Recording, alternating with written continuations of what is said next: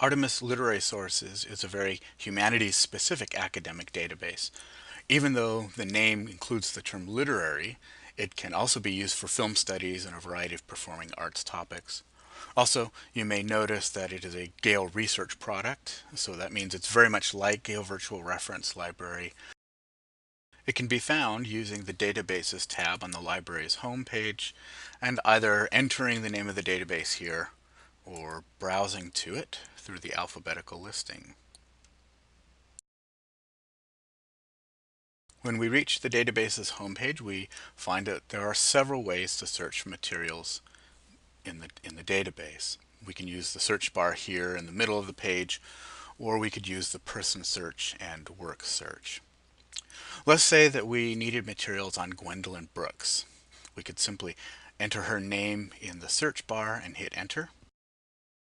And we would find that we have many hits on this great African American poet. But this is a lot of hits.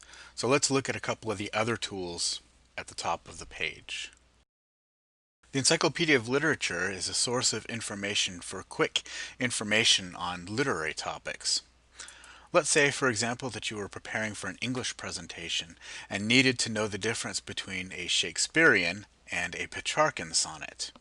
You could simply click the link and enter Petrarchan, and you would be brought to this screen, and here you have it, the definition of a Petrarchan sonnet. The person search tool allows us to search for particular persons or groups of persons. Say we needed to learn about women associated with the English Romantic period. We could enter very specific details in these different fields and create a search and then execute it. And we would be brought to a results screen like this, which would give us all of these women that were involved with the Romantic period. A very similar tool is the work search tool, which allows us to look for specific works. Like person search, we simply enter information into these fields and that constructs a search. Let's say we wanted to search for plays by the Armenian-American writer William Saroyan. We would simply put in relevant information into these fields and execute the search, and we come to this screen. Now the person search and the work search can be very helpful if you have a very focused search in mind. If we entered William Saroyan in the search bar and executed the search, we get a lot more hits back than we would through the work search or the person search. So it's good to know which tools you have available and which ones will be more helpful, most helpful in your situation. Okay, so here are results from a search for Witi Ihimara, a New Zealand writer, a Maori writer. The results are classified by several different areas. One, content types. These are different types of documents that we could look at. We can either click these and be taken to different parts of the list, or we can simply scroll down the page to see the different types.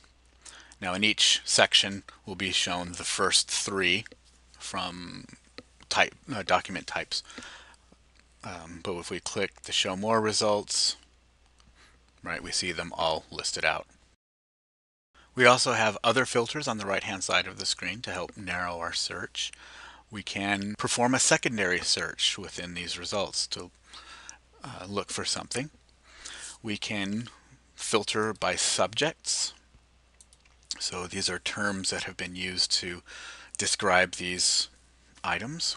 We can narrow that way. We can narrow to persons written about within this group. We can search by the name of the work if we know exactly which one we want to research. Whale Rider is a great novel, by the way.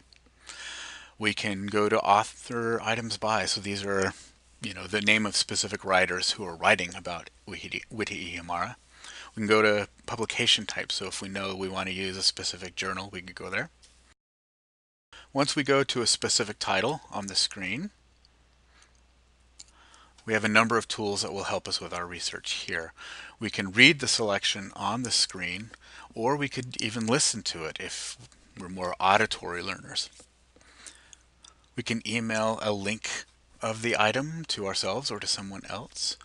We can pull citation information in a number of different formats.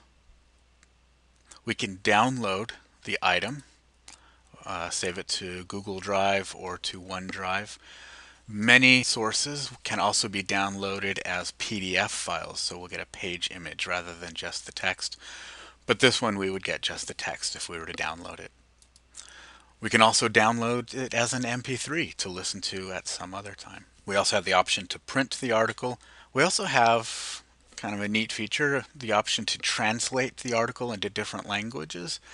Though a quick note of caution, computer-generated translations can be rather odd or awkwardly worded, so that's just something to know going into it. All right, we can save searches or highlight and take notes on documents online and even bookmark pages. But to do this, we need to sign in using our Google Plus account or Microsoft account.